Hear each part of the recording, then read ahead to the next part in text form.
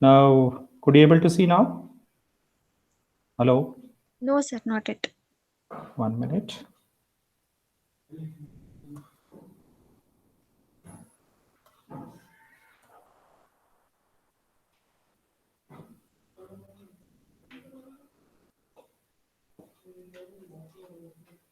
I guess now you are able to see it, correct now?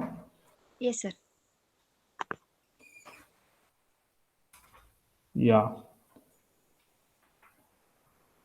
Ganapat? Hello? Hello, sir. ಸ್ವಲ್ಪ volume ಕಡಿಮೆ ಮಾಡ್ಕೊಳ್ಳಿ Ganpat. Okay, sir. It was too much echo from your end, probably. Okay, sir. Then I'll mute, sir. Yeah, no, don't mute it. If you want to interact anything, you can interact it in between, right? No, if you Okay, don't sir. want to, if you don't want to interact, then you can mute it. Okay. Okay, sir. Yeah. Yeah. Yesterday I was talking about overall view of high-speed network course. I started with basics of computer networks. Subsequently, I've covered up right now some of the aspects of LAN, WAN, and internet service providers and the protocols we use at application level and open systems aspects of it. In today's class, my focus is on two important aspects of your high-speed networks. One is packet switching networks. The another one is frame relay networks. Let me share my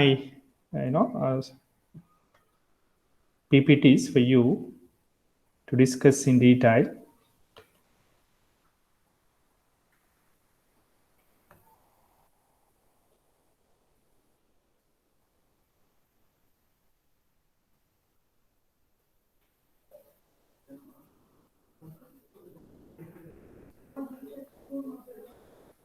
This is where I stopped in the yesterday's class. Yes, sir. So let us continue right from here onwards. I was talking about packet switching right now. This particular technology, right, evolved in 1970 itself, right? This technology is designed to provide a more efficient facility, right, for your data transfer from end-to-end connectivity. There are two types of packet switching technology, basically. One is datagram, right, and another one is virtual circuit, where in case of a datagram, we can make use of there will be an internet facilities, and in case of virtual circuit, utilize there is a frame relay and ATM technologies for it. We need to follow switch communication networks.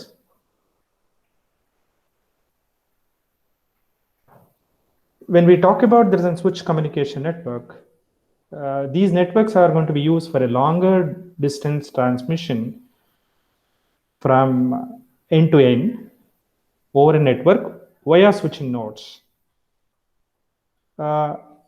Switching nodes do not concern with content of data. Basically, the purpose of using the switching facility to move the data from one node to the another node until it reaches to the destination. The collection of nodes and connections forms a communication network. It is similar to your packet switching technology, I mean, packet switching network, but we make use of that when switching concepts more and more here. Yeah, in a switch communication network, data entering the network from a station are routed to the destination from one switch node to the another switch node. To illustrate the same, we have a diagram here. I think you can easily follow it here. How you can able to communicate from your personal computer, say A to D or A to E or A to F, right? Or if you take the other way around, it may be from E to B or E to A, whatever it's so. Once right, you have sending your data through these networks, a dedicated channel connection is going to be established. Okay, it's a connection oriented basically, right? The best example for these networks is your public switched telephone networks. Even in case of switching technologies, also we can think about two types. One is on circuit switching, the other on packet switching. Yeah, I think when we go ahead with the circuit switching, as I mentioned, circuit switching is a dedicated communication path between two stations. You can call it A to B to Z, whatever it's so. It all depends upon, right, what is your source and what is your destination.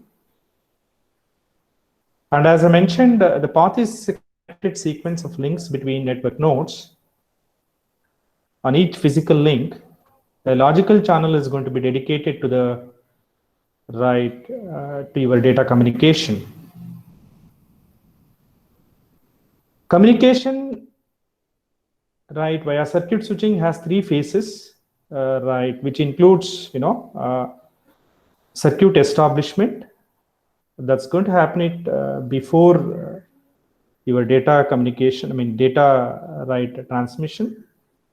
Then routing and resource allocation,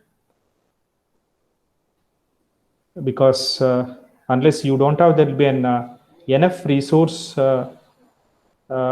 requirement, it may not be possible to send your data via those channels. Hence, you should have there is a resource allocation. This may happen using different multiplexing techniques, which includes frequency division multiplexing, time division multiplexing, like that. And once you have right requirement of resource allocation and circuit establishment between those two ends, obviously the data transfer is going to happen. Once the data transfer happens between two ends, right, then the circuit termination is going to happen between those two ends. Obviously, then resources which are allocated for such communications are going to be released. So this is how, the data communication happens.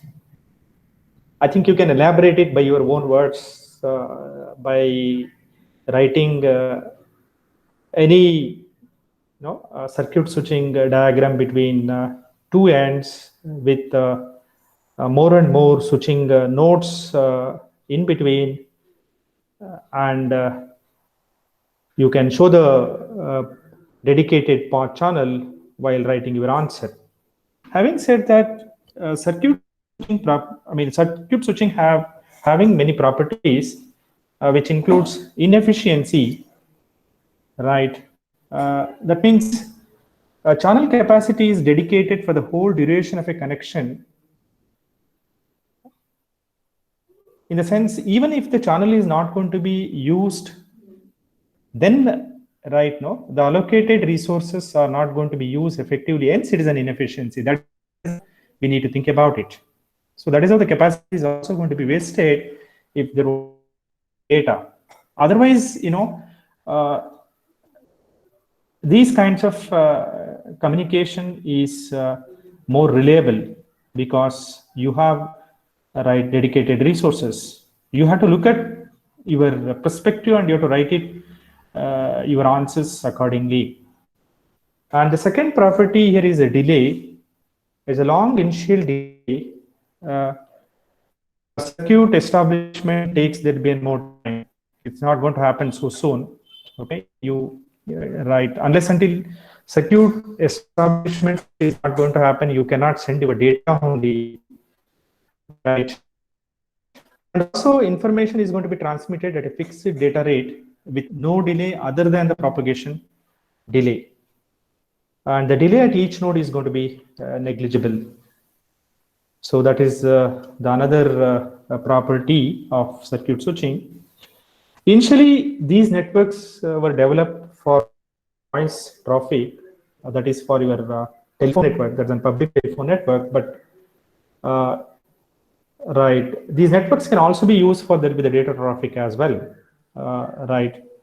For voice connections, the resulting circuit will enjoy a high percentage of utilization because most of the time one party or the other party is going to be talking, right? But how data connections are going to be established, right? That is the fundamental question here. I think all of you are very familiar how the telephone connectivity is going to be established. This is another diagram talk about the switching communication network with the help of public switching network. Right, you are trying to call, right? It goes through various switching nodes.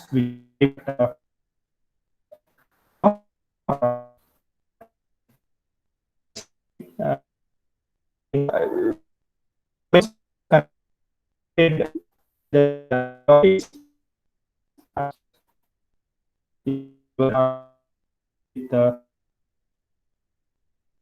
centers, you can also call those things, or they've been exchanges. Probably if you go through this particular slide, you can understand that what are the different components involved in it, right? We have various components. One is subscriber, that is the devices that attach to the network. That's one point. Subscriber loop, that's the link between the subscriber and the network. Okay. And exchanges, that is the switching centers in the network. End office, the switching center that directly supports subscribers. And lastly, we have trunks, right, where the branches between exchanges, they carry a multiple voice frequency circuit using FDM or the TDM techniques. So this is how, right, a connection is going to be established from your telephone line to the other end of the telephone line, and you should also able to identify various components and explain it very clearly. Yeah, then let us understand some of the principles of packet switching, right? Packet switching is designed for voice service. Okay, so resources dedicated to a particular call only, right? For data transmission, much of the time the connection is idle. That's what I've already mentioned regarding this. If these things are not going to be utilized with a proper usage, then obviously these things belongs to inefficiency. Else it is going to become more reliable. Yeah, data rate is fixed. Both ends must operate at the same rate during the entire period of connection. Yeah, packet switching is designed to address these problems. Whatever the problems you have come across with circuit switching, all these things are going to be incorporated at packet switching technology. Yeah, let us go ahead with the packet switching operation. Here, data communications, right, is going to happen with via the LBN packets. So your entire message is going to be broken into number of shorter packets with the fixed size. Again, it varies in its size. Sometimes it all depends upon your MTU. So then longer messages are split into series of packets. Each packet contains a portion of user data plus some control information. I think you are very familiar with these things. Yeah, control information contains at least routing address information so has to be routed to the intended destination. Unless you don't have, there will be the right packet header and routing addressing in it. It may not be possible to route your data packets from one network to the another network. There is one router to there will be the another router. And also here we use the bin store and forward technique. That is, on each switching node packets are received. Then these are going to be stored after receiving all the packets. Then packets are going to be passed on to the next node. That's how things are going to happen. You can observe here, where you're trying to communicate the data between two ends. Obviously, you have application data at your end, and it goes via the bin packet switching network to the destination. I think instead of having there is a packet switching network, you can also write some a network configuration to talk about this. I think you can replace the previous diagram with this kind of network configuration to illustrate and to write more and more bin packet switching. You can write your own answer how the data is going to be to destination.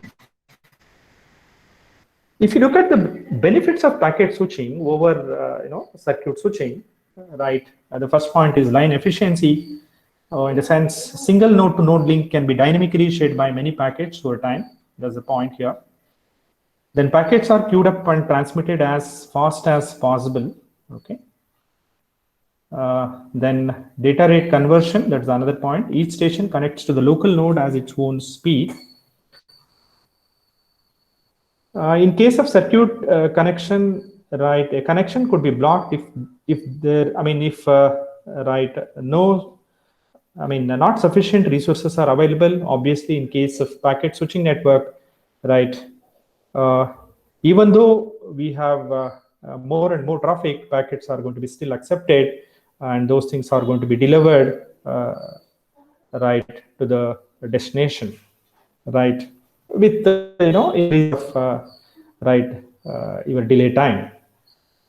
And also during packet switching, priorities can be assigned, and obviously packets with higher priority can be forwarded first with the lower priority packets as well.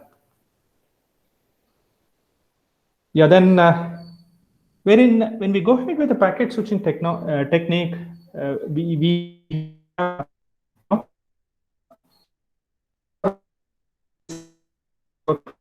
at a time. Then the packets are going to be received at the destination in an order. Then these packets are going to be reassembled at the destination based on the packet number. Then you get the complete view of that particular message. Again, when you talk about a packet switching technique, we always think about one is a datagram approach. That's what we are trying to talk about. Then with the internet services, and another one is a virtual circuit approaches. Yeah, then you just see here, what happens in case of datagram approach. Each packet is going to be treated independently with no reference to packets that have gone before. each node chooses the next node on a packet's path. Packets can take any possible route. Packets may arrive at the receiver out of order. Packets may go missing in between also. It is up to the receiver to reorder packets and recover from missing packets. Okay, the best example is going to become an internet. And you can write your diagram here. And this is what is the diagram which is available in the textbook also. Even you can write the other diagram as well. Okay, you have there been 3 packets from this diagram that's serialed with the and each packet is going to be traveled by selecting the different routes here. Okay, I think you can observe it from the diagram, and directly right, it is reaching to the destination with the same order. That's how you can just talk about the packet switching technology. Then coming to the packet, virtual circuit. It's a pre-planned route is established before any packets are sent. Then all packets follow the same route. Each packet contains a virtual circuit identifier instead of a destination address. Okay, you have to understand here. One is in datagram approach where you have destination address in a packet. Okay, to travel across the different paths. But whereas in case of virtual circuit, you have a virtual circuit identifier. Okay, that is the key point. You have to notice it here. And each node on the pre-established route knows where to forward such packets based on the virtual circuit identifier. The best example for these kinds of technique is your X.25 frame relay and ATM networks. The node need not make a routing decision for each packet, but it happens in the previous case. Here, a route between station is set up prior to a data transfer. All the data packets then follow the same route. Then there is no dedicated resources are going to be reserved for the virtual circuit. Packets need to be stored and forwarded technique. That means, unless you are not getting all the packets to your intermediate nodes, it is not possible to forward it. You have to store it, all of them, then you have to be forwarded. Yeah. Your virtual circuits can provide a sequencing and error control, handling as well. Then packets are forwarded more quickly, with the help of virtual circuit identifier. And no routing decision is going to happen with the help of this. As I said, it's going to be forwarded with a dedicated channel. Because of this, these things are less reliable.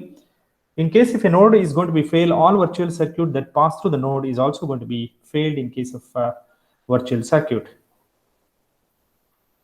We have some more details about virtual circuit packet switching technique. I think I've already shared some of the aspects of it. Okay, you can just observe some more points. I'll just read out one by one here. In the virtual circuit approach, a pre-planned route is established before any packets are sent. There is a call set up before the exchange of data. Then all packets follow the same route and therefore arrive in a sequence. Each packet contains a virtual circuit identifier instead of destination address.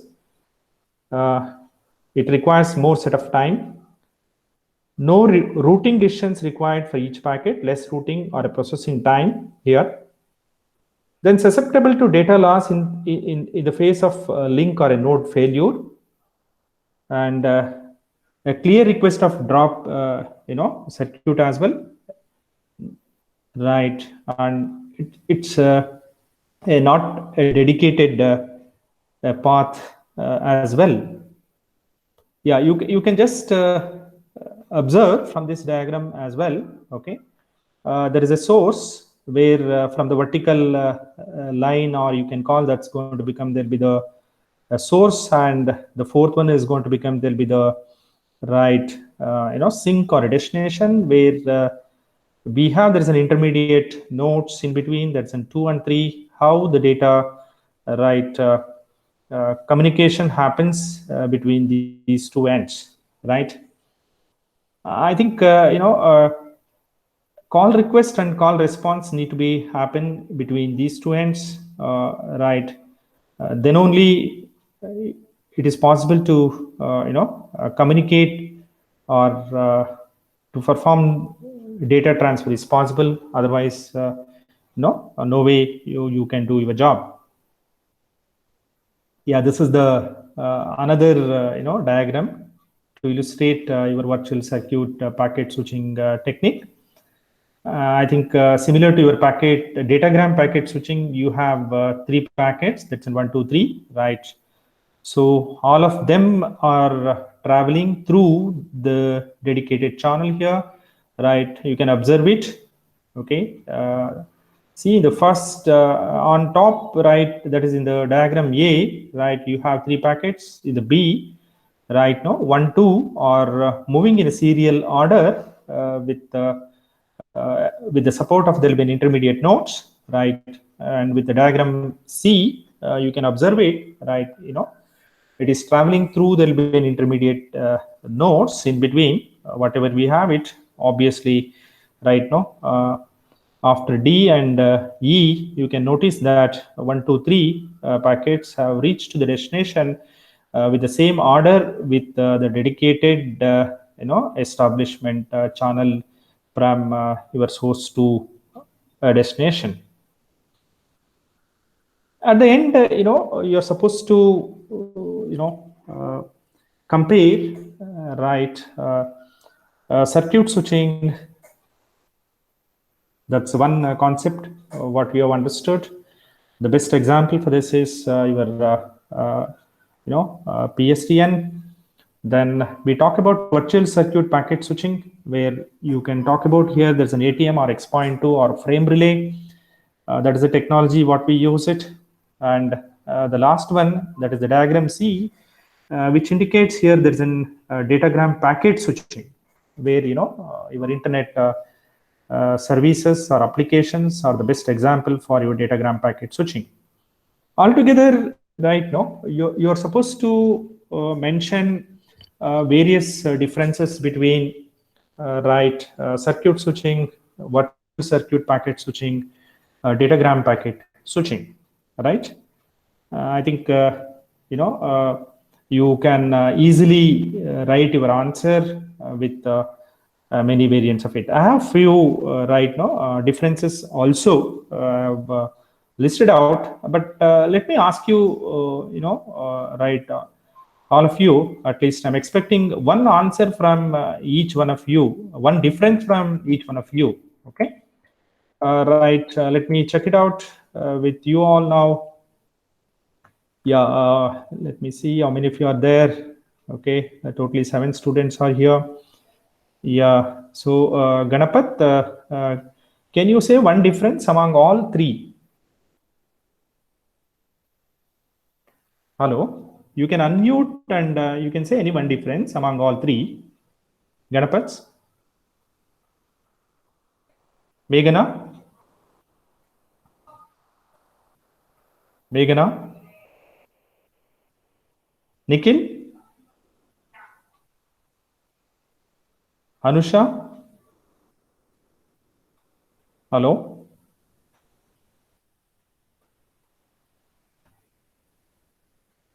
Hello? Yes, sir. Yeah? Datagram packet switching, it means, just a minute. Packets from a given flow are independent, and router can forward some packet from the same flow by using 2 different links. Okay. Yeah. That's it. That's it. Any other differences you can add? I think you followed what I'm trying to convey to all of you, right? Yes, sir. Hello. Okay. Yes, sir. Yes.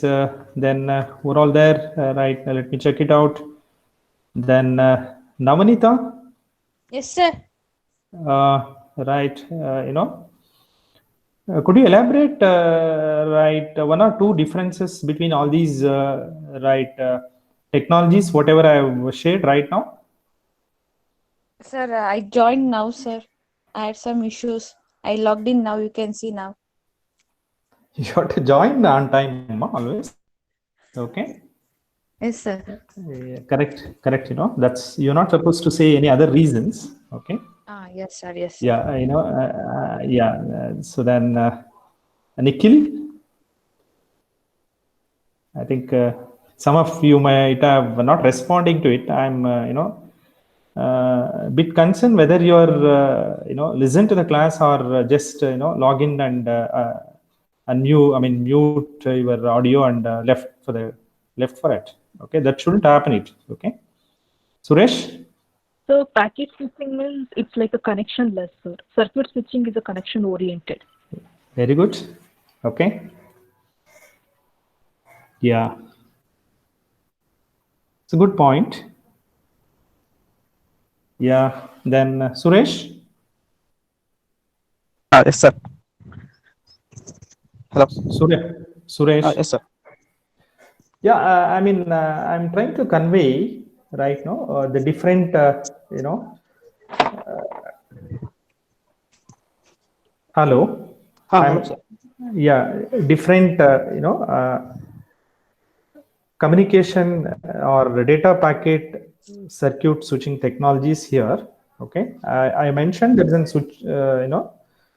switch, circuit switched communication network, then a packet switch communication network, that is via datagram, and packet switch via virtual circuit, right?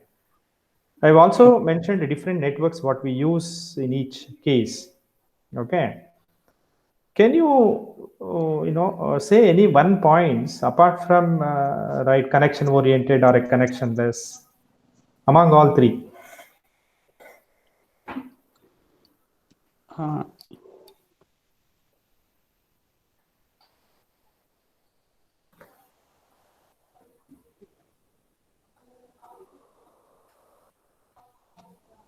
Okay, let us think about right now in terms of resources, correct? Yeah. Right. What happens to the resources in case of switch communication network? Is it more or less? It will be less, I think. Okay. What about in packet switching networks with the datagram? Yeah, in that more fragments will happen, so it will be faster, I think. It's faster. Okay. What happens in case of virtual circuit packet switching technology?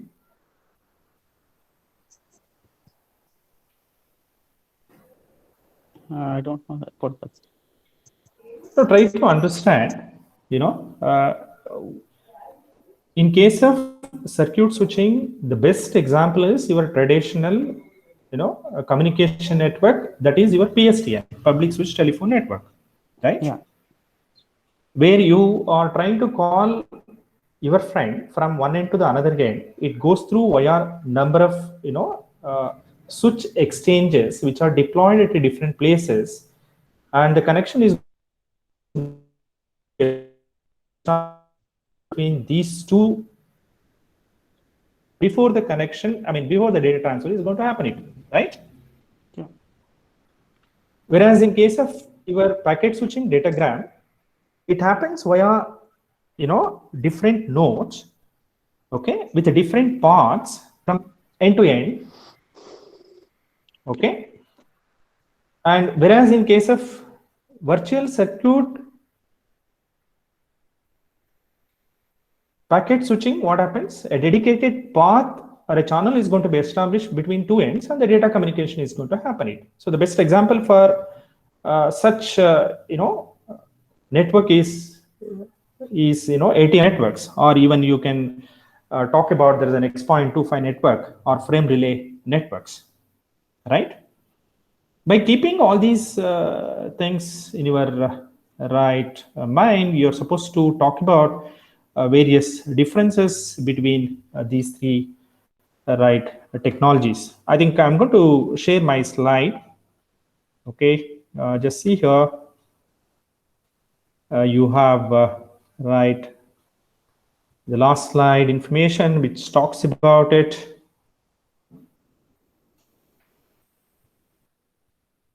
Are you able to see the slide? Hello? Yes, sir. Yeah, Yes, sir. just see that. Yeah, see here. We have three technologies here. One is circuit switching, datagram packet switching, virtual circuit packet switching. In case of circuit switching, a dedicated transmission path. I think all of you will agree with me. Then in datagram packet switching, no dedicated path because it takes there will be different paths altogether. In case of virtual circuit, again, no dedicated path, but the data is going to happen before that. Okay, so it may take any path during your communication. Second point is continuous transmission of a data, right? Whereas in case of a datagram, transmission of a packet is going to happen. Again, here also transmission of packets, but it's not a continuous.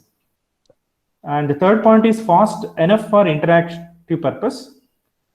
Again, fast interactive, fast enough for interactive. In case of circuit switching, are going to be stored, right? Packets may be stored until it is going to be delivered. Yeah, packets are going to be stored until it is going to be delivered in the last case. Yeah, the path is going to be established for the entire conversation. Yeah, route is going to be established for each packet. And route is going to be established for entire conversation.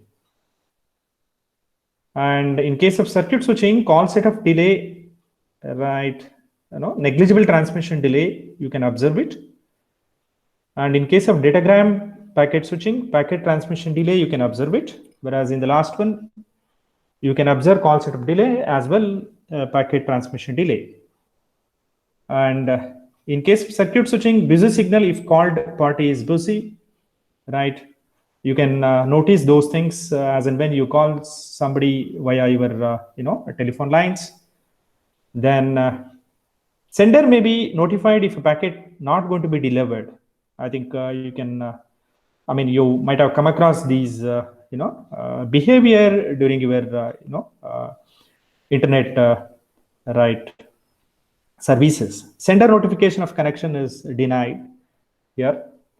Overload may block call setup, no delay for established calls, right? Because as and when you started working in a different companies, some of you may be working with respect to circuit switching also, right? So if you are working with a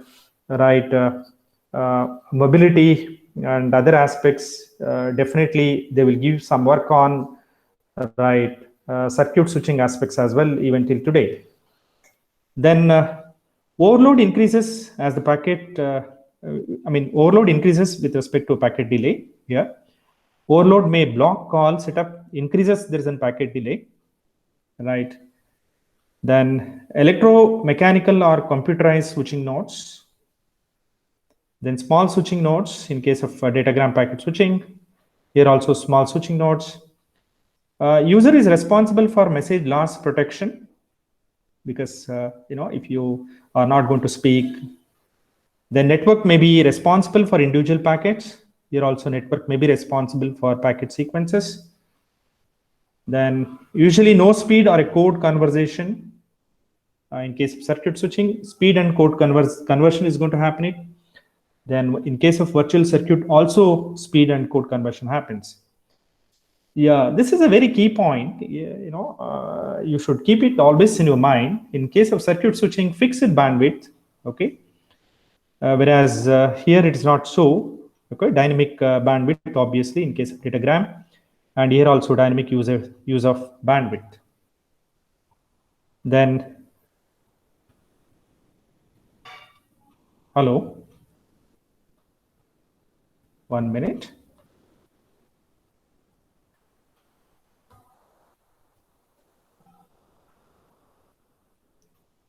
I think I've completed this part. And also we can just add up one more point saying that, dedicated resources, whatever it's so I've mentioned related to that. Now, no overhead bits after call setup. Here, overhead bits in each packet, overhead bits in each packet. I think you can answer it right by yourself by going through all these slides. Also, you can refer a textbook relating to these aspects, since you have already know more and more factors about it. You can write a better answer. Do you have any questions as of now? You can ask me, right? If not, I'm going to continue further with the another right topic of this unit, that's an frame relay networks. Do you have any questions? Hello, I'm audible?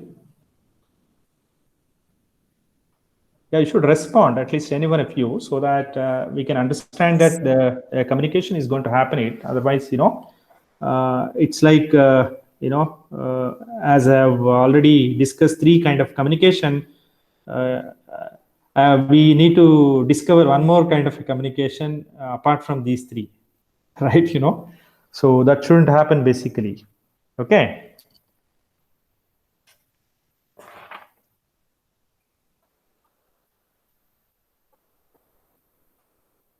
Fine. Let me move on to the next topic, that's in frame relay networks. Before that, I would like to ask a few, questions, right, with respect to packet switching technology. Okay.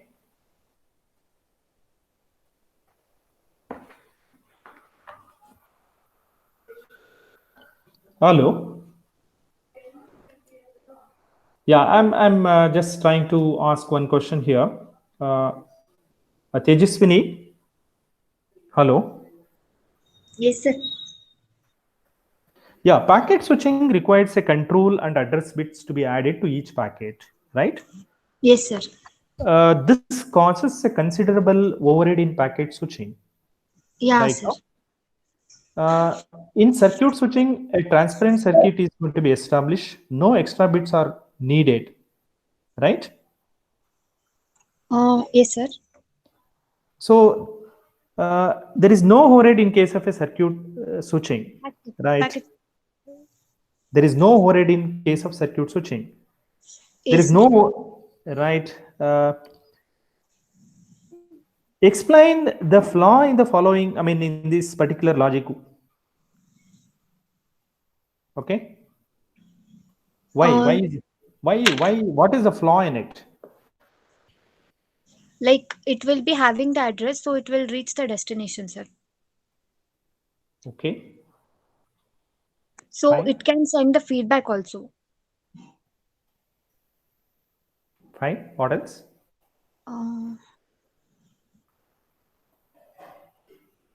But the drawback here is if we are sending more packets in the same direction, the traffic will increase. Fine. Yeah.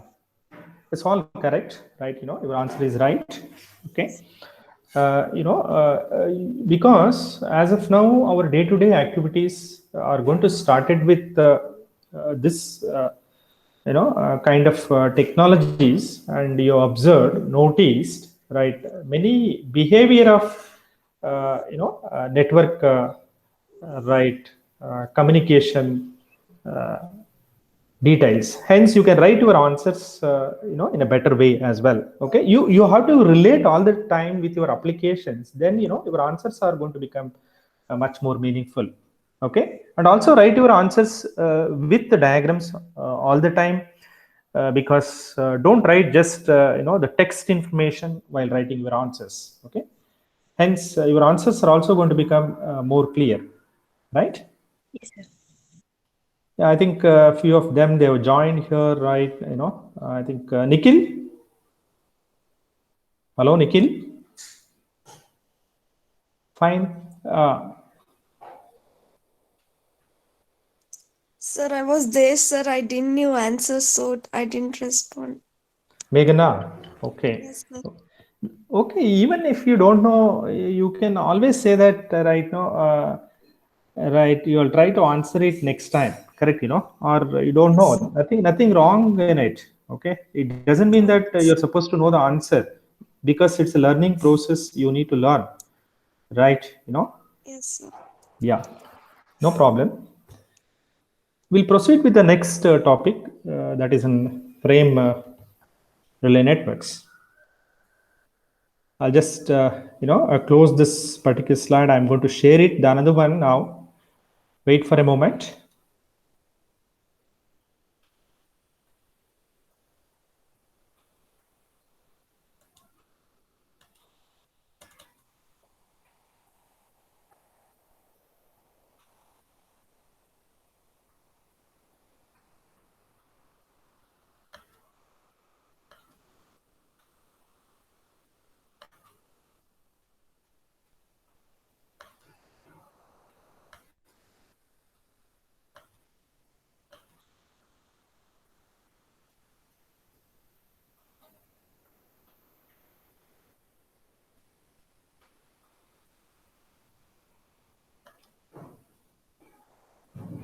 Can you able to see? Hello? Yes, sir. Yeah. Let me talk about frame relay networks. As I mentioned earlier itself, where in case of virtual circuit packet switching technique, we can make use of a frame relay networks, ATM networks, and X.25 networks. Let us understand more insights of frame relay networks. It was a traditional a kind of networks which was used earlier extensively, Frame relay is a high performance WAN protocol that operates at the physical and data link layers of the OSI reference model. It was designed for use across integrated service digital network interfaces. Okay. So that is the intention of discussing frame relay networks here. So since we are trying to talk more about the ISDN services capabilities, obviously you should also aware of it frame relay networks details while studying your course. It is based on a packet switched technology, right? The following two techniques are used in the packet switching technology. One is variable length packets. The other one is in statistical multiplexing. I think when I'm talking about a statistical multiplexing, so your bandwidth is going to be allocated in an arbitrary manner. Okay, for any kind of streaming applications or any kind of Debian services. And also apart from that, that various types of there is a multiplexing. The moment we talk about a multiplexing, wherein we have many inputs, and there'll be an one input. There'll be an many two. There will be an one. We try to make use of it. Then resources. Bandwidth resources are going to be allocated accordingly, right? That is the point you're supposed to be note here. Yeah, devices attached to a frame relay WAN fall into two categories again. One is data terminal equipment, right? You can use a coin word here, that's in DTE. The another one is in data circuit terming equipment, that is in DCE. You might have observed most of the time when you notice any diagram, there is a DTE and DCE. Okay, these two categories of equipments, and also we have mentioned here some of the examples for there is a DTE here. Examples of DTE devices are terminals, right? Any terminal device which includes your personal computers, routers, and there'll be bridges, right? That's one thing. And secondly, we have DCE, right? DCE are carrier owned internet networking devices, right? Intermediate devices, you can call this as DCEs here. Yeah, the purpose of DC equipment is to provide a clocking and switching services in a network, which are the devices that actually transmit a data through the wide area network. I think you can visualize a network diagram which talks about a data communication between two ends, right? Maybe A to Z, including your DTE and DCE equipment. So I could give a question stating that, right? Design virtual, frame relay networks to communicate the data between these things using so many DC equipments via channel so and so. So then you have to write a network relating to that. Probably this particular diagram, illustrate that kind of network. You can just see here we have a DTE, right? That's a terminal equipment. On the right hand side we have the another DTE. Okay, even you can have there'll be as many DTE at your ends. Okay, similar to your host, whatever we use in a packet switching, datagram packet switching technology, similar to that. And in between you have a frame relay, technology, that is the DC equipment, right? So yeah, how this data communication happens, you can observe from this particular slide, right? Yeah, frame relay provides a connection-oriented data link layer, communication. That's one point. This service is implemented by using a frame relay virtual circuit, which is a logical connection created between two data terminal equipment devices across a frame relay packet switched network, right? That is what is, you can notice it from this particular diagram, what is it is, right? Then virtual circuits provide a bidirectional communication path from one DTE device to another DTE and are uniquely identified by a data link connection identifier. You can also noun it as there is a DLCI. DLCI. A number of virtual circuits can be multiplexed into a single physical circuit for transmission across the network, right? Yeah, you can just observe it again.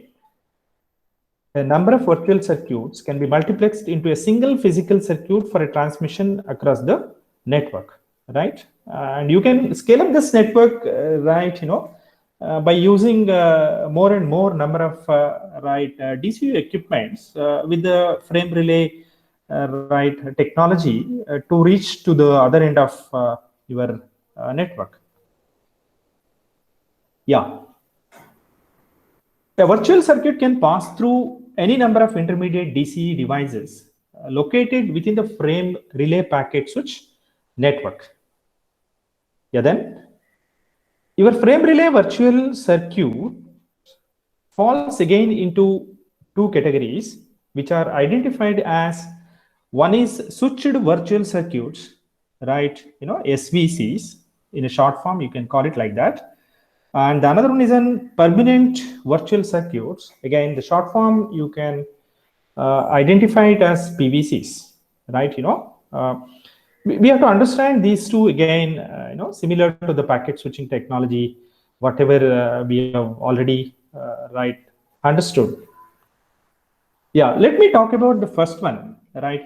That is in switched virtual circuits using your frame relay here. Yeah, SVCs are temporary connections used in situations requiring only interrupted data transfer between DTE devices across the frame relay network, right? When this kind of communication happens, right, we need to, right, follow these kinds of steps. Basically, one is in call setup, right, where virtual circuit between two frame relay DT devices is going to be established initially. Once that is over, then the data transfer is going to be happening. Okay, that is, data is transmitted between the DT devices over the virtual circuit via the reason, right, your DCE equipment devices. Then, in case, right, the connection between the DT devices is active, but no data is transferred. So then, if the CVCs remains in an idle state for a defined period of time, then the call is going to be terminated by default. Okay. Otherwise, the data communication happens, right, and also your circuit is in the active state only. So we are trying to identify even right, connection is active, but no data transfer is going to be happening between the circuit. So then what happens? Okay. So that means call setup, data transfer, ideal state, and call terminations are the different right, phases of your switched virtual circuit data communication stages. Yeah, then few manufacturers of frame relay DC equipment support switched virtual circuit connections. Therefore, their actual deployment is minimal in today's frame relay networks. But however, in certain applications, always we think about there'll be in frame relay networks itself, rather than there'll be other networks where these things are going to become more reliable. Correct? So then, previously not widely supported by a frame relay equipment, right, your switched virtual circuits are now, right, are the norm in some of the applications. Yeah, companies have also found that SVCs save money in the end because the circuit is not open all the time. This is what is the important benefit we get it from, right, switched virtual circuit. Unless until, even though we are not using it, if it is active for a longer period of a time, obviously, you are spending a lot of right, money towards it. Hence, right, your switched virtual circuits could easily eliminate such factors. Let us move on to the next topic, that is permanent virtual circuits. These circuits are permanently established connections that are used for frequent and consistent data transfers between DTE devices across the frame relay network.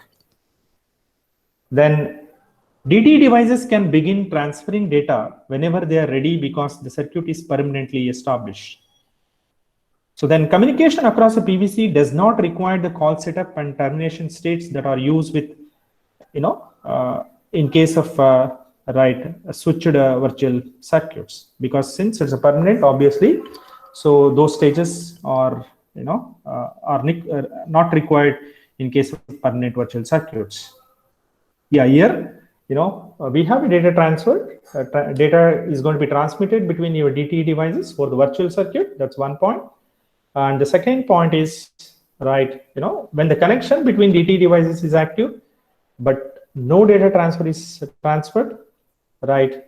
Unlike SVs, PVCs will not be terminated under any circumstances when an idle state. This is the point which you're supposed to notice from the previous, right, switched virtual circuit to permanent virtual circuit. How these two circuits differs one another, and right, which one is going to become better, and where do we use switched virtual circuit and permanent virtual circuit during your data communication. You have to decide it based on this particular scenario. Yeah. Do you have any questions at this point of time? Hello. Yeah, let me ask one question here, right?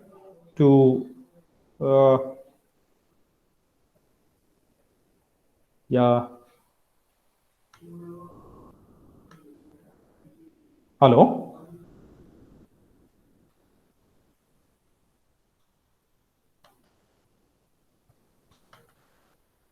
Yeah.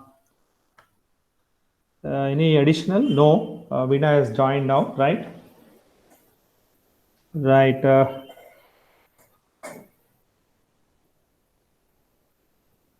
Veena, could you say, right, is there any other differences apart from, right, ideal condition status between SVCs and PVCs? Hello? Hello?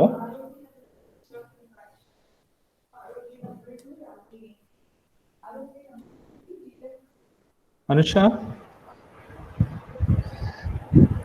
Hello? Yeah? Sir, I didn't get your question, sir. Can you repeat, sir?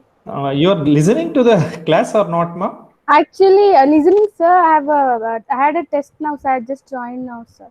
Which test you got it now? A single chip test. Just now it over, sir. I joined the class just now, sir. Yes, now. Okay. So you joined as well, you are writing a test. That's a problem, I think. So, correct, Yes. Yes, sir. Yeah. So don't do that. You do any one job at a time. Either you attend, the class or you attend the test. That will be always better, right? Yes, I have completed that test, sir. I joined the class now, sir. Fine, no problem. Okay. So let us ask right now anyone else apart from you, right? Sneha Bose. Sir. Hello. Sir. Hello, sir. Sir, I also joined now only. I had test. Okay, fine. Then Santosh.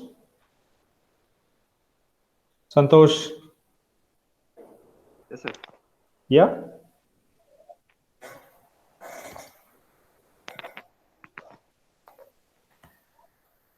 What is the like a difference between?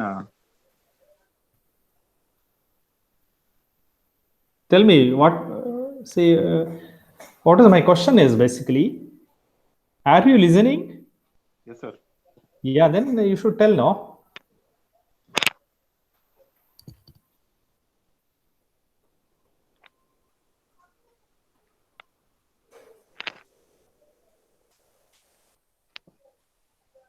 Nikhil is out of the way, probably Nikhil. Then let us find out with Veena is over. Tejaswini, what about you? Yes, sir. Yeah, what is my question? You can just repeat that so that Santosh is going to answer that question. Sir. Difference between SVC and PVC. PVC, very good.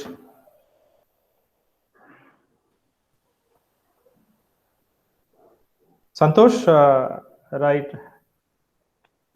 Have you got the question now? Yes, sir.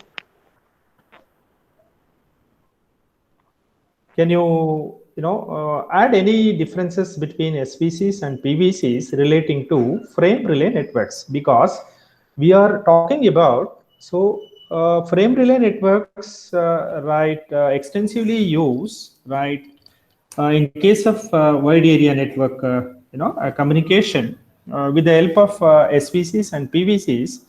And also we have mentioned that what are the different stages where SVCs followed during its communication and PVCs right now follows during its communication using frame relay networks. Okay, one point we have mentioned very clearly relating to the ideal state of these kinds of network. Okay, apart from there will be the ideal state. Do you have any differences you can identify between these two? Like SVCs are established from the user perspective, like from the end user, but PVCs are provisioned by the network operator itself. Like it cannot be configured by the end user. Be louder, please, because we are unable to hear you properly. There won't be any clarity while speaking by yourself, right? you are right. Actually, you mentioned that point. Okay, but be louder all the time and let it be audible to all of you very clearly. Correct? Can you give some user point of applications then, or user kind of services when we use there as an SVCs?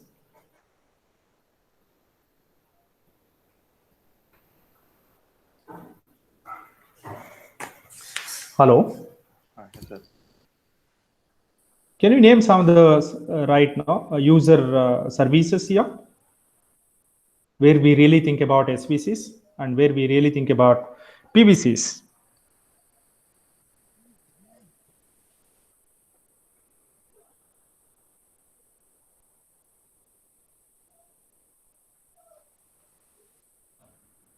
Okay.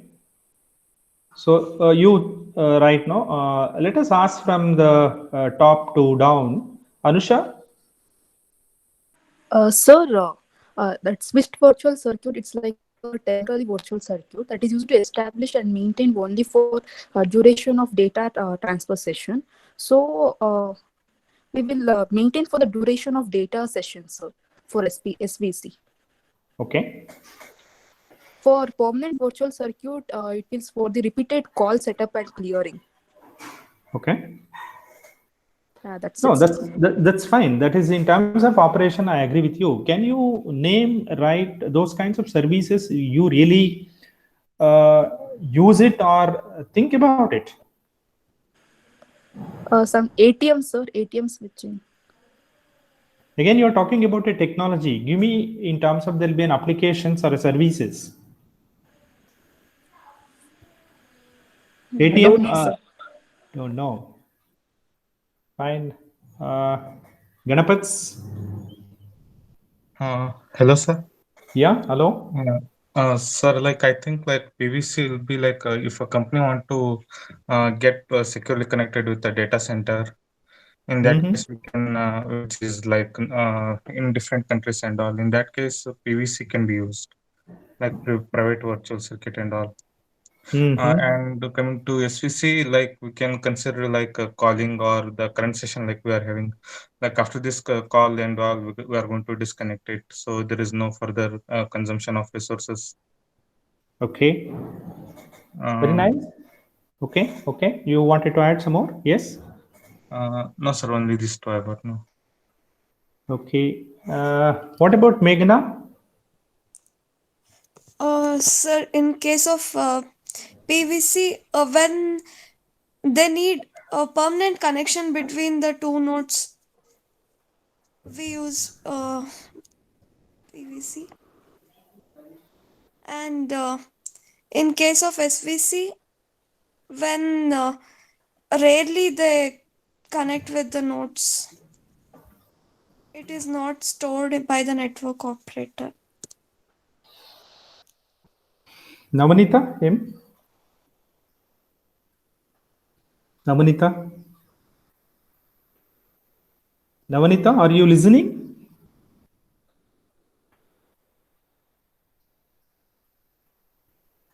Nikhil? Gautam? Nikhil?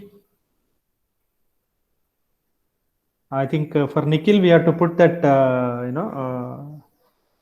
what is that usual message, WhatsApp message, then he will come back probably, correct, Yeah, Santosh, I think you answered. Sneha, can you able to answer this question?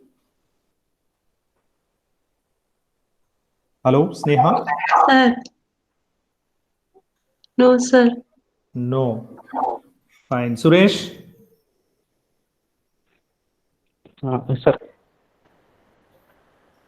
Sir, yeah, in PVC, it's it's similar to the lease line, sir. SVCs are it's telephone calls, so like that we can compare. And also in SVCs, first the connections is established first, then it's after the data transmission only it will end the sessions. In PVC, the connection is always there. So even if the data is not transferring at all. So. Yeah, certainly. Correct, Yeah. some audio issues with your connectivity, Suresh. Please check it out. Okay. Yeah, I think next is Tejaswini joined later. Okay, and Tejaswini joined. I mean, you're there right now for a long time. You can you Yes, sir. share? Yeah, can you share it yourself? Like PVC is a permanent circuit, sir. Yeah. SVC can be re-established based on the requirement. Like whenever we need, we can establish that. That's true. That's true. Talk in terms of there is an applications or services where we really look for these kinds of networks. Like servers which are always running. So very good. Fine. You are trying to say, right, where the applications are going to become very critical and which are required 24/7, then certainly we have to go ahead with PVCs. We shouldn't think about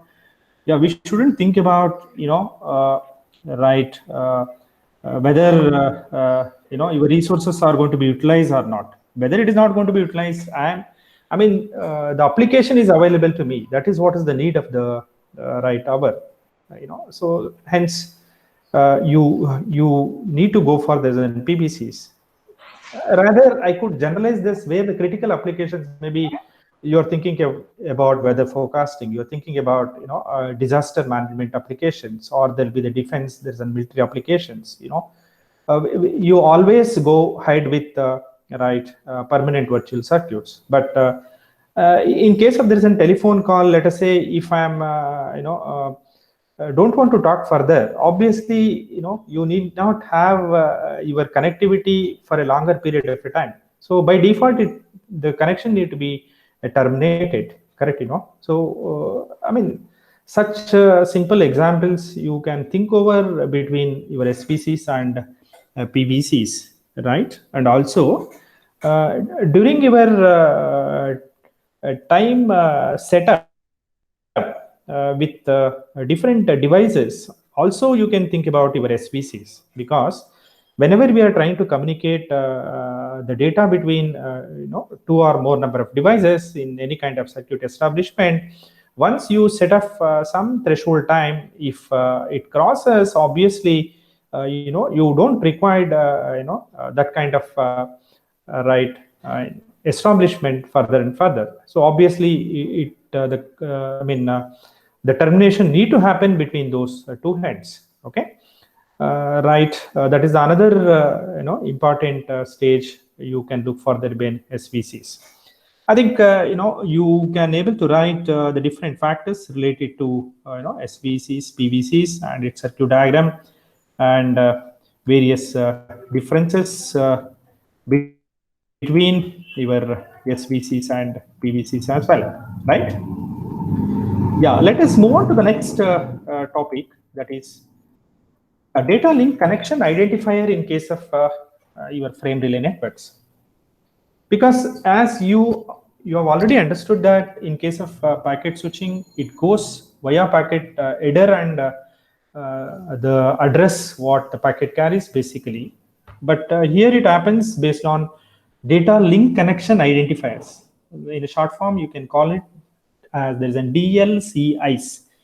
Okay, it is DLCI values typically are assigned by the frame relay service provider itself, right? We have a standardized value. Those things you are supposed to be use it for that purpose. Yeah, frame relay DLCIs have local significance, which means that their values are unique in the LAN, but not necessarily in the frame relay WAN, right? Yeah, you can notice those values here, right, at both the ends, at the DT side. Okay, right on the left hand side, your DLCI value is here, 12, 62, and 89. And the other side, you have 22, 36, and 62. That means whenever you want to utilize these, circuits for your data communication, data transmission purpose, obviously you need to be configured your DT equipments with these, ID values. Then only, right, you can able to do the necessary things. Otherwise, it is not possible. I mean, these are some of the examples. You can get a lot of values, for your frame relay networks.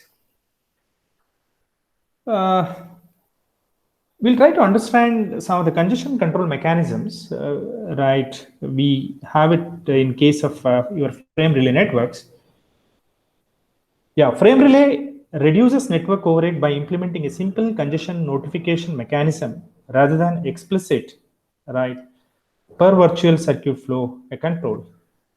Because unless you are not handling these kinds of a situation, then you cannot able to do the data transfer communication as we expected.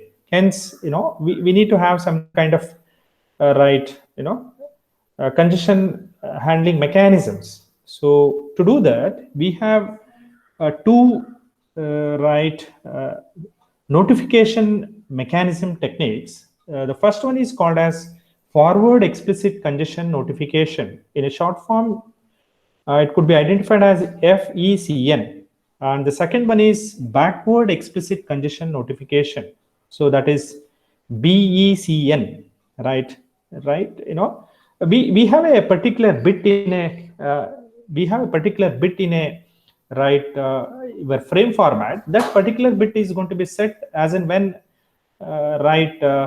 such kind of congestions are going to be. I mean, the congestion is going to be occur during the process of your data transfer. Yeah, I'll try to talk about your frame relay header format of frame relay a bit later, right? At this point of time, you can understand that you have two congestion notification mechanism. One is FECN and the another one is an BECN. Yeah, the frame relay header also contains a discard eligibility bit identified as DE bit, which is used to identify less important traffic that can be dropped during periods of congestion. Right. Your FECN bit is a part of the address field in the frame relay frame header. The FECN mechanism is initiated when a DTE device sends a frame relay frames into the network.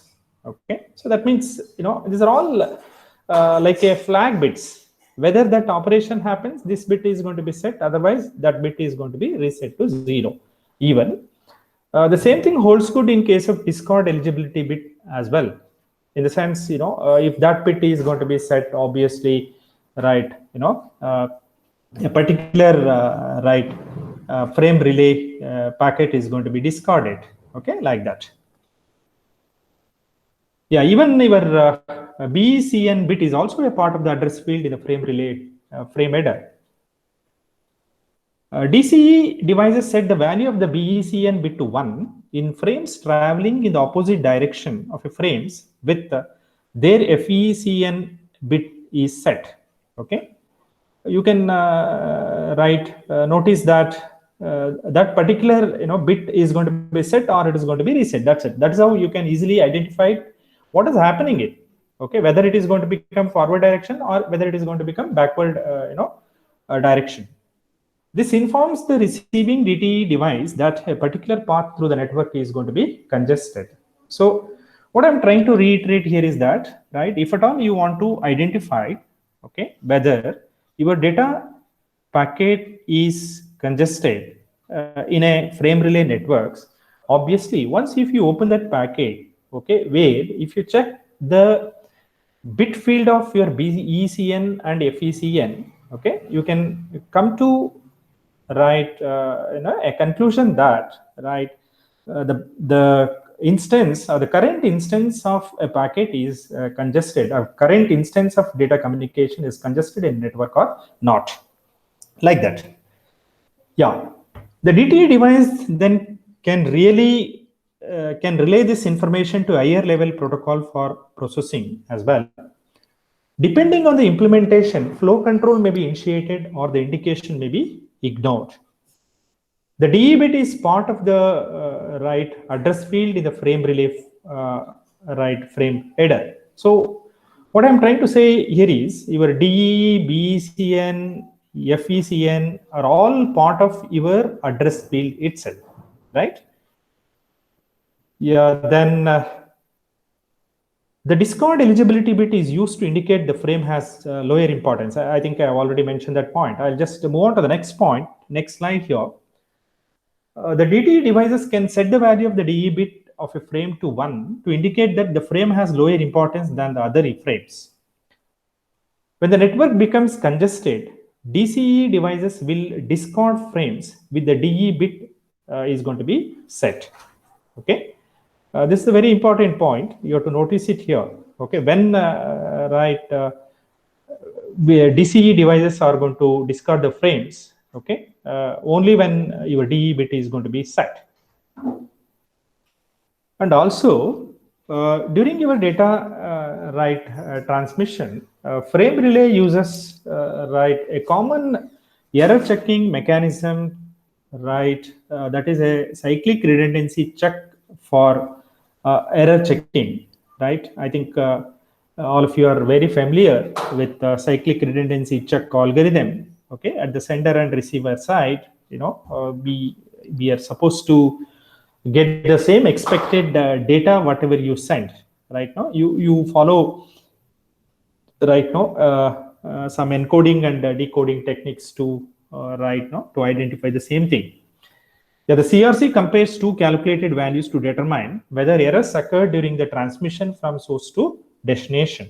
Okay, right. I think you understood already the process of there'll be in CRC, how at the sender side your data bit and control word are going to be merged together. It is going to be forwarded to the destination, and once the data comes at the destination, again you receive those bits and you're trying to check it out whether the expected data is reached to the destination or not. Okay, and you have to recap your CRC algorithm once again here. Then frame relay reduces network overhead by implementing error checking rather than there'll be an error correction. Okay, right. Next, the local management interface is a set of the local management interface is a set of enhancements to the basic frame relay specification. Right, we have there's an LMI, right? The LMI global addressing extension gives a frame relay values global rather than there'll be a local significance. So what I'm trying to convey here is we always think about what do you call, there'll be an data link interface with respect to local and a global level where you're connecting your DC equipments, then the corresponding identifier values you're supposed to be use it for the interfacing purpose. Yeah, DLCI values become DTE addresses that are unique in the frame relay WAN. That's what I have already mentioned, that these things are standardized. You're supposed to use it as it is. You're not supposed to use according to your will and wish. That's not at all if so, it is not going to work out. Yeah, then your LMI virtual circuit status messages provide a communication and synchronization between frame relay, DT and DCE devices. Yeah, these messages are used to periodically report the status of permanent virtual circuits. So, overall, what you are supposed to follow it here is, once you want to establish your frame relay networks between two DTEs, you are trying to use the DC devices, to connect your DCB devices. You are using LMIs, okay, that's a local management interface, or local management, data management interface identifiers. These identifiers are recognize or standardize by global addressing values as well. And let us go ahead with the implementation of frame relay network, right? So if you take a very simple a network to a complex frame relay networks, which includes many more devices with the support of, there will be a multiplexing, how frame relay circuits looks like. Okay, that is what was the question here. If so, then we need to add some kind of a multiplexer. That's where we are trying to talk about here. A common private frame relay network implementation is to equip a T1 multiplexer with both frame relay and non-frame relay interfaces, right? A frame relay traffic is forwarded out the frame relay interface and onto the data network, because as we have already understood that as and when we are communicating globally, we are unable to identify, notice any kind of devices, whatever they use at their levels, at their network levels. Hence, our supporting or use devices should be able to communicate with the other end devices more effectively. That's where we are trying to talk about frame relay and non-frame relay interfaces here. Yeah, non-frame relay traffic is forwarded to the appropriate application or service, such as a private branch exchange, that is an PBX for telephone service, or to a video conferencing application as well. Okay, I mean, we are trying to relate, some of the services which we use in case of non-frame relay, applications or services. And this is the typical frame relay network implementation, a network diagram which talks about frame relay and non-frame relay, networks, right? If you look at on the left hand side, where you have a wide area network. When I'm saying there's a wide area network, where you always think about wide area networks with a frame relay network. That's the idea here. Okay, so then you have a multiplexer. That is what is the T1 multiplexer. Then you have on the left hand side, we have the frame relay interface. Again, you don't have any interface number here, but you can also specify some of the interface number which you're familiar, from today's discussion. And you don't use numbers like 1, 2, 3. You should aware of it, at least some of the standard interface numbers which you are going, which they are going to use it for the connection establishment. On the right hand part of your T1 multiplexer, we have a non-frame relay interface, okay, where your video conferencing setup has been connected, right? So further, you would like to have any kind of scalability for your networks from your end, that you can do it by having your own local area network by using some network topology like token ring or or maybe a simple bus topology, any kind of a LAN technologies you can use it. Yeah. And the right hand part, again, we have the another such kind of segment which talks about how your frame relay, non-frame relay networks are connected to your wide area network. So what I mean here is, let us say the person A is trying to communicate with the person Z, via there is a frame relay and non-frame relay network with the wide area network, where the wide area network uses frame relay networks for the communication, that is for the data transfer communication. Okay, so you can use as many T1 multiplexers to scale up your network and to talk about the network implementation of your frame relay networks. I think you can able to write many more things. So that's where we are trying to connect the frame relay network implementation to public carrier provided networks. So in a public carrier provided frame relay networks, the frame relay switching equipment is located in the central offices of a telecommunication carrier. Subscribers are charged based on their network use, but are relieved from administrating and maintaining the frame relay network equipment and service. Again, many more policies, decisions and administration issues comes in as and when we use these kinds of, there'll be the network. But it is not possible to have, there'll be an unique rules and regulations to charge. It varies based on,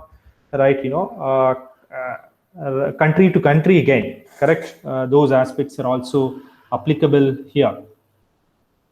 Then DC equipment either will be customer owned or perhaps will be owned by the telecommunication provider as service to the customer.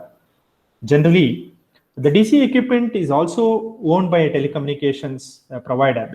Since the equipment cost is also very high, it is very difficult to have these kinds of equipment by an individual, So where we have certain providers, they're trying to use them to provide the services to the customers ultimately.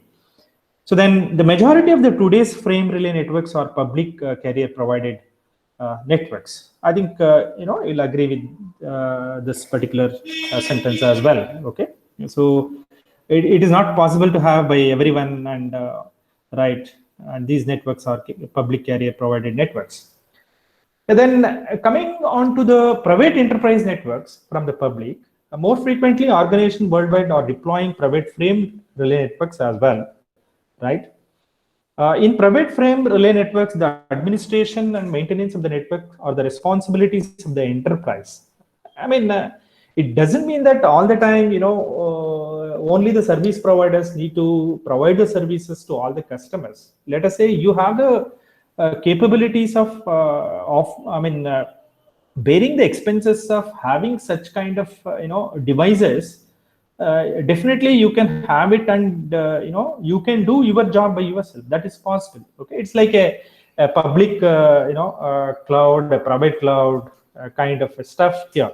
Okay, so you have, there'll be in private frame relay networks. So where private frame relay networks are very essential to have your own business ultimately, rather than looking for a business from somebody else, because sometimes, so most of the things are going to be confidential and proprietary in nature, and you are trying to establish more and more business across the globe, right? Hence you can have it your own frame relay networks as well.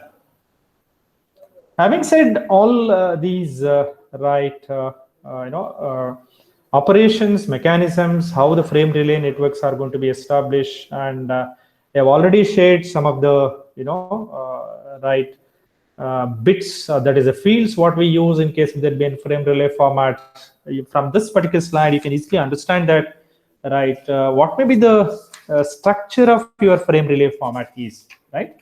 So look at this. We have two fields, that is in flags, with 8 bits. Then address is for 16 bits here. There will be the data, it's in variable in length, and FCS with there'll be in 16-bit. It is nothing but there'll be in frame check sequence. Okay, this is the standardized frame relay format what we have it, right? So if you observe from that format, flags, which basically delimits the beginning and end of the frame, the value of this field is always the same and is represented either as the hexadecimal number 7E or as the binary number, like this. So if you look at the stream of binary ones and zeros, you convert that stream of binary numbers into an hexadecimal from LSB to an MSB.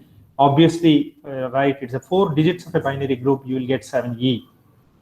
And the address field of your frame relay format contains the following fields, which includes DLSI, which I have already discussed, that is data link, communication identifier, you can call it, an interface. The another one is an extended address, EA.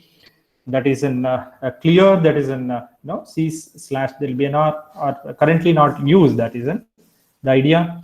The another one is in congestion control, wherein we have forward explicit congestion, the another one is in backward explicit congestion, right, number. Then lastly we have the Boolean discard eligibility. So all these fields are embedded in the address field itself.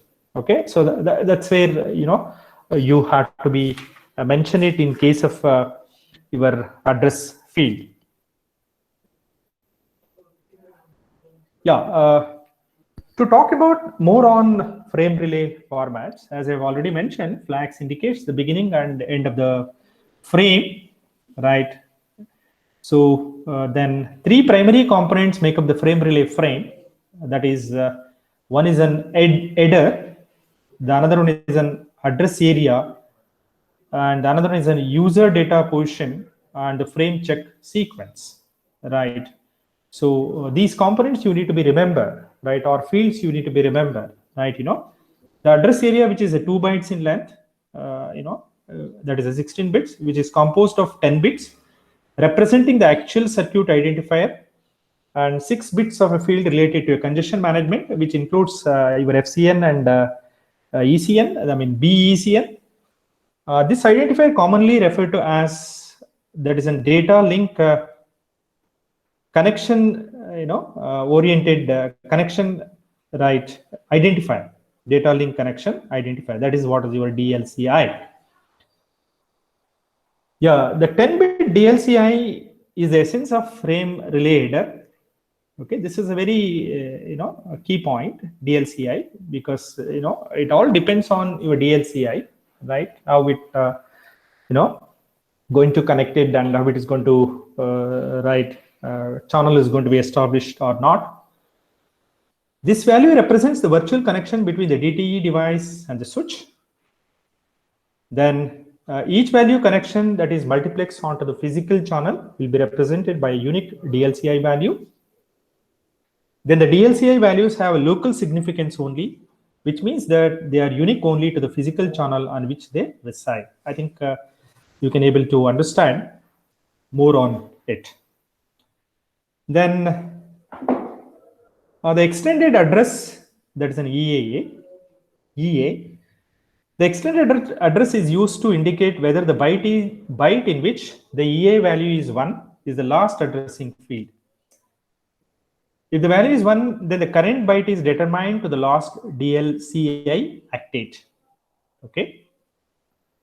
The 8th bit of each byte of the address field is used to indicate EA. That's an extended address. So based on that, you can decide whether it is an extended address or not.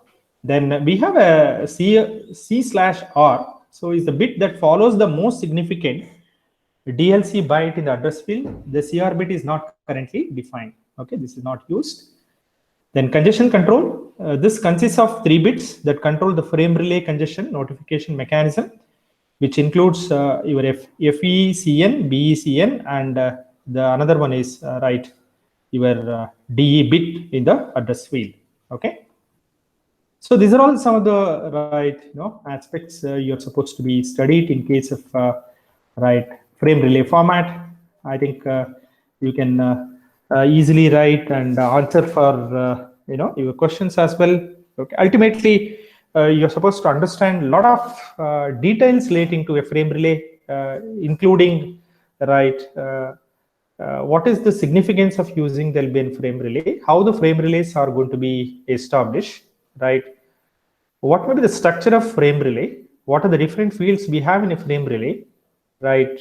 And how frame relays are going to be used with respect to different applications, right? As and when the complexity increases, right, how the frame relay networks are going to be implemented or designed or constructed, for different applications. So these are all some of the aspects, you're supposed to be study, relating to the Debian frame relay networks. Yeah, if you have any questions related to frame relay networks or any other topic which we have discussed during our first slot, you can ask me. Otherwise, let me right now ask a few questions to conclude your today's class.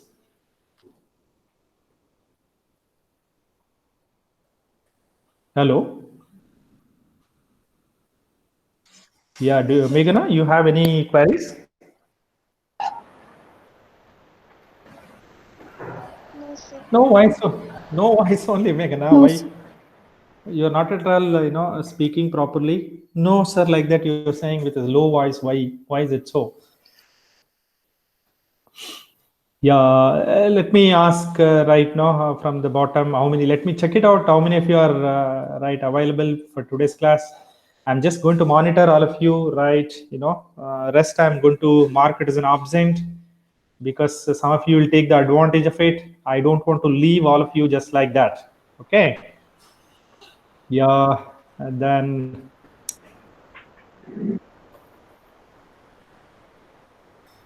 okay. Any questions from anyone of you right now? No. No. No, sir. Yeah. Suresh. Hello, Suresh. Suresh, are you listening? Yeah, yes, sir. Are you listening? Yeah, yes, sir. Okay. I think you followed the frame format of right frame relay. Okay. Yes or no? Okay. Okay. Yes, sir.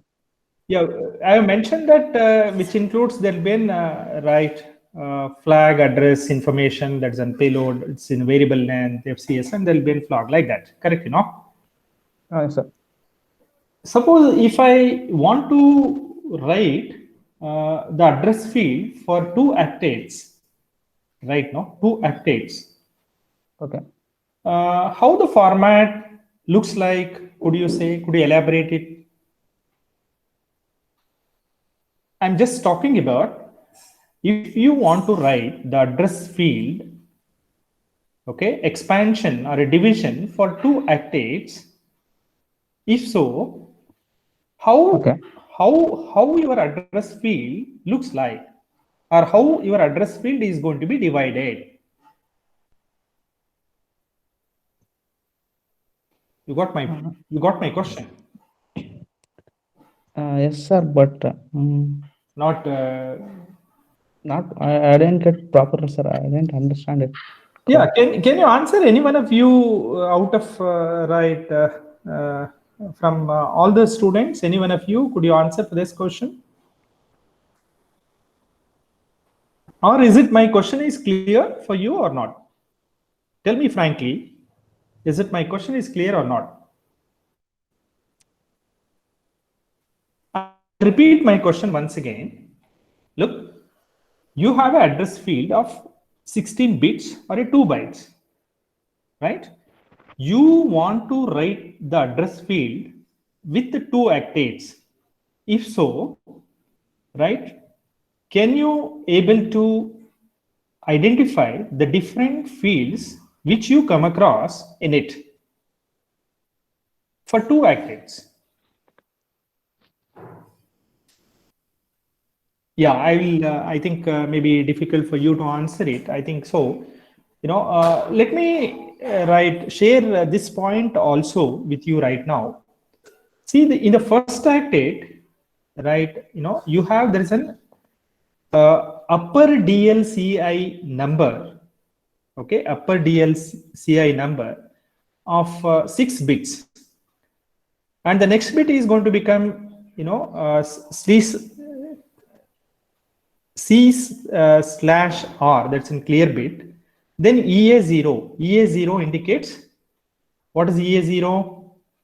Address field extension bit, because we are trying to have it right now 2 octets. If the EA0 is going to become 1, then it goes to the next octet, obviously. When it goes to the next octet, what will happen? So you will have the next octet most significant bit with a lower DLCI value. With the lower DLCI value, followed by your FCN, followed by your BECN, FECN with 1 bit, BECN with 1 bit, DE is a discard eligibility, and the next one is EAA again. EAA is going to become 1 or 0. So what I'm trying to say is the entire 16-bit is going to be categorized with 2 octets with upper DLCI value, with whether the bit is used or not, okay, that is C/R, and the 8th bit is extended address bit, followed by your lower DLCI, your FECN is forward explicit congestion notification, then EBCN, that's a backward explicit congestion notification, then DE, discard eligibility, and again there is an extended address. This is for 2 bits, 2 octets. If I ask you the same question for 4 octets, what is going to happen? Same thing is going to be continued, in the sense that in the first octet, we are trying to have upper DLCI C/R EA0. In the next one, we have DLCI, FECN, BECN, DE, EA0. Since we are talking about 4 octets, right, we have to write the address field for 4 octets. Again, one more set of your DLCI, right, C/R EA0, then lower DLCI value, then your what is that, EA value, EA1 value. So in the sense that as and when you go ahead with 2 octets, 3 octets, 4 octets, 5 octets, 6 octets, whatever it's so, right, your DLCI, FECN, BECN, DE values are going to be present only one. Rest of the time, your DLCI values are going to appear it. I think you can also refer, the textbook details to to know about clearly, because I have not added that particular slide here. I think I have missed that particular topic. I think I will add up that as well in your slide, and I'm going to share it with you all. Okay, try to read out the contents from there'll be the textbook, as well from there'll be the slides which I'm going to share with you all. Then with this, 2 topics I have covered from the first unit. One is packet switching networks, the another one is on frame relay networks in detail, right? Still, if you have any questions to any one of you, you can mail me so that I can answer it. And in the meantime, I am going to set some assignment questions to all of you to start writing right from the beginning. Chapter wise, I'm going to give there been 5 assignments based on Unit 1, Unit 2, Unit 3, Unit 5. Each assignment is going to be evaluated for 2 marks for each. You'll get almost 4 to 5 questions from each chapter.